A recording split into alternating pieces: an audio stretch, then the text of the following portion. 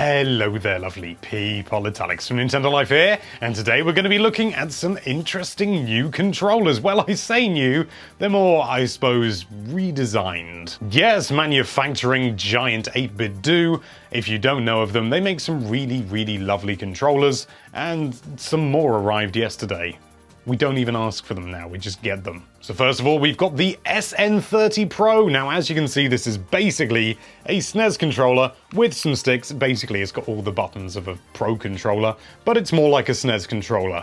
And the big advantage for me is the D-pad being up here, and that's the case with a lot of these sort of things, because it's better for the 2D stuff, and especially the NES thing. And then we've got this as well, which is basically just a SNES controller. It's got no extra buttons other than a SNES controller, although it does have home button functionality by holding down and pressing select, which is very nice indeed. And it's sporting a fun, what is that?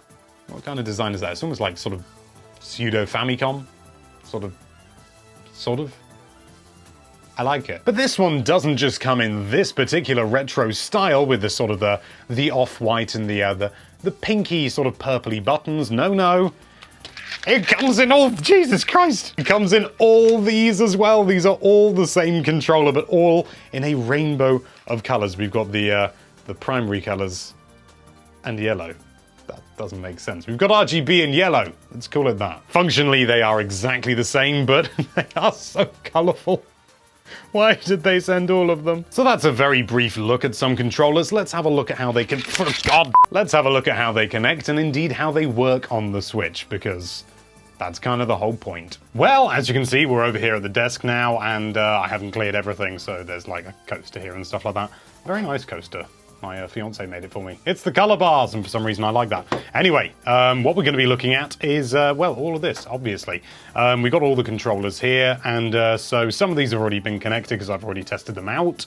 But for the sake of ease, let's start a new one. So we go into controllers to pair up a new one, and to do so, we need to do all this. Now, what's really handy, actually, is on the back. I don't know if you can see that. In fact, let's zoom in. Not something we do very often here on the channel. And get a nice bit of focus in there. There you go. You can see it says here, I don't know whether you can see that actually, because the viewfinder is very small. It tells you how to activate each mode, because there are multiple modes, because you can do all sorts of different things with this. You can connect it to a PC and all that sort of stuff, but it does work with the Switch, and obviously that's what we're going to be looking at here today. So let's zoom back out and refocus so that we can all be in focus. So to turn it on to Switch mode, you hold Y and start, and you'll see that the light on the top will start flashing in 4 bursts. There we go. And now we want to go into pairing mode, so we hold select, and we wait until it goes into pairing mode, which it now is in, and it's already connected. So that was nice and quick. Sometimes it can take a little bit longer than that, but just be patient. Registers it as a Pro controller, so unlike the NES controllers that you get with Nintendo Entertainment System, Nintendo Switch Online, you can use this on anything, so we can, if we want to, go and play some Skyrim, even though we won't be able to move around. So, as you can see, I can jump, and I was being attacked by ice wraiths.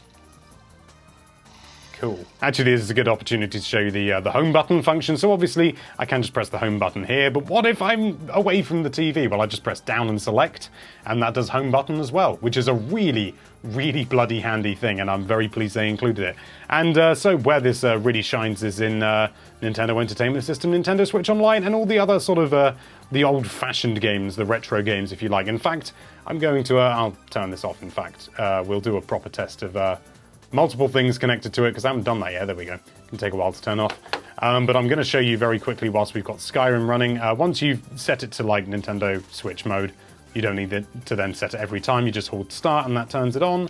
And so let's show you how to actually play. Oh, it's telling me to press this. I'm trying to press L and R on the controller. Is it turned off? I think it may have turned off because it does that occasionally. I just held Y again. I didn't need to do that. We'll be back when it's connected. You know, actually, no, this is worth noting because obviously, you know, with unofficial controllers, it does seem to be having a bit of difficulty reconnecting, which is not a good thing. I'm going to go back into home menu. Let's go into controllers, see if we can get it working in here, because it has been paired, so I shouldn't need to repair it. That light is going. It's very, very faint though, so you shouldn't really be able to see it. There we go. It's connected now. But that's not ideal. I've not had that happen before, but even so, worth noting. Has it disconnected it again? I think maybe it's because it wants to do this. It wants to do the handheld. So actually, I'm going to take these off and see whether that makes any difference at all. But suffice to say, this is not what you want, ideally, is it?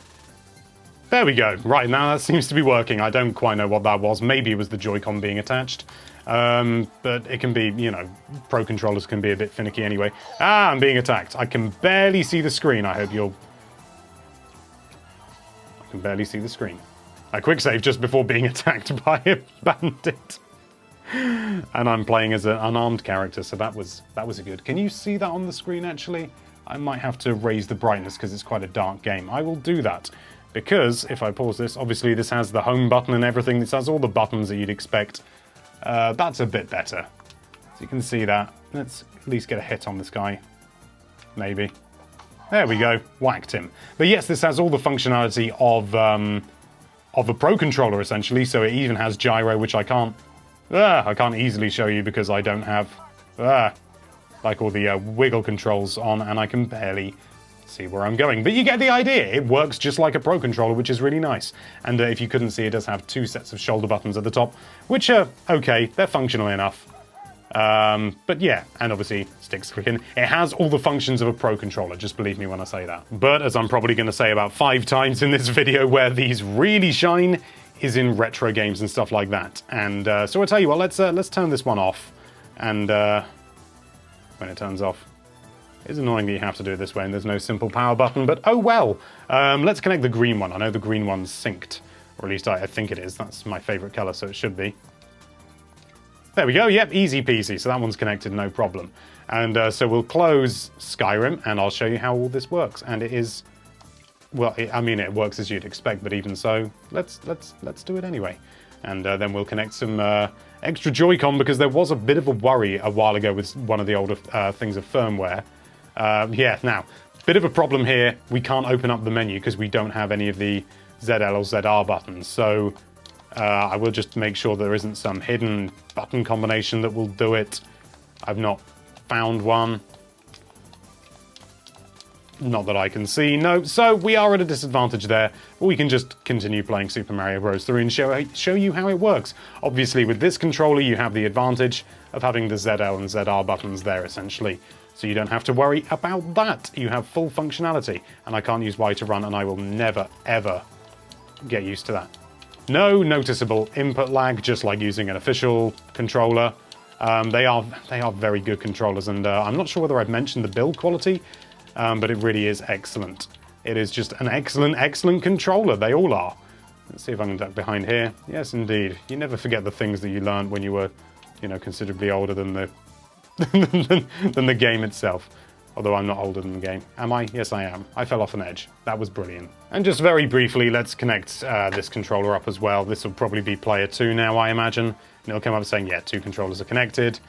So I can't do anything there, but I can't even open the menu because I'm not registered as player 2 because it's player 1 game. Ah! You know what, actually? It should be said that, yeah, there we go. It's paired. Paired. Oh, so it's sort of, this controller unpaired itself and now it's not connecting again. That is a concern. This isn't something I've had with previous controllers. Is that working? There we go. It's working now, but it seemed like it had unpaired itself, which may well be the Switch, of course. I do have a lot of controllers paired, so it's not surprising that it would lose one out. But I'd be very surprised if it unpaired this. But just so you can see this as well, very briefly, let's die on the first level in the same place, probably. Oh, go over here. But whilst before we couldn't do anything, if we wanted to save a state, we can now just go in here. We could do all that sort of stuff. I can load my actual save, which still really isn't very far at all. But you can see, you can use that functionality with this one as well, which is really good. It's much more versatile, unsurprisingly. So now let's do the ultimate test. Let's connect a load of controllers. So make sure the green one's connected. The green one's connected.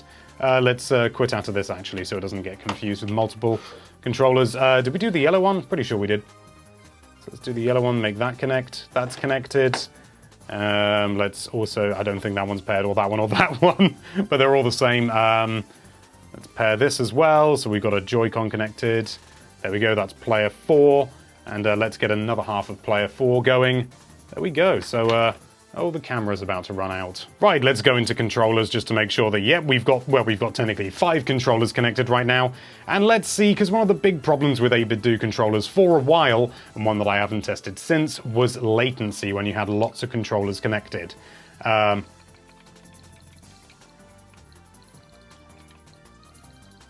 You know what? That seems absolutely fine. It seems absolutely perfect. Let's test out the other controllers just to be sure. So we got this one as well. Yeah, that seems good. And it seems that they fixed it. That's excellent.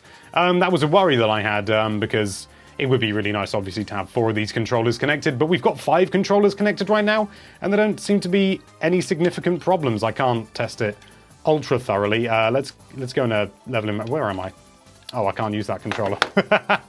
Let's do a level in Mario, because... in fact, no, you know what? Let's do the original Super Mario Bros, because that really is the... That is my go-to test for latency, because I know exactly how it should feel, and if it doesn't feel exactly right, I'll know. And you know what? That feels absolutely as it should. I'm still not very good at it, but you know, that feels exactly as Super Mario Bros. Should feel, and it feels lovely. So yes, well chuffed with that. No latency. In fact, I'd say, you know, no more latency than using a wired controller, at least that I can perceive, which obviously will not be down to milliseconds, but you know, from a playable standpoint, absolutely fine. Really chuffed with that. I was really worried it was going to fall down at the last hurdle there, but yeah, I'd say the only issue that I've mainly got with this controller is the connectivity in regards to pairing it up to begin with. For some reason, doesn't seem to like doing that. But once it's connected, it seems like it's absolutely brilliant. And I'll tell you what, this D-pad is very nice as well.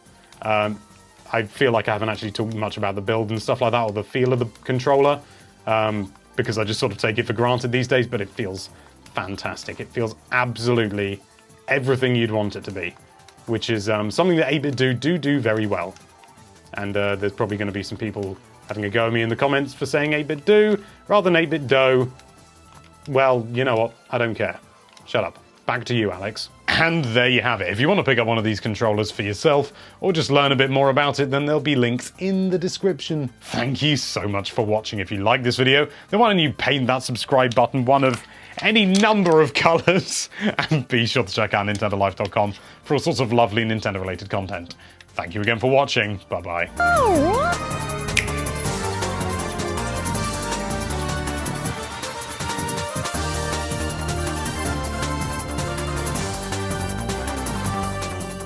So it is a genuine alternative to the Pro controller if you want something a little bit smaller, or you just have teeny tiny hands that don't extend this way.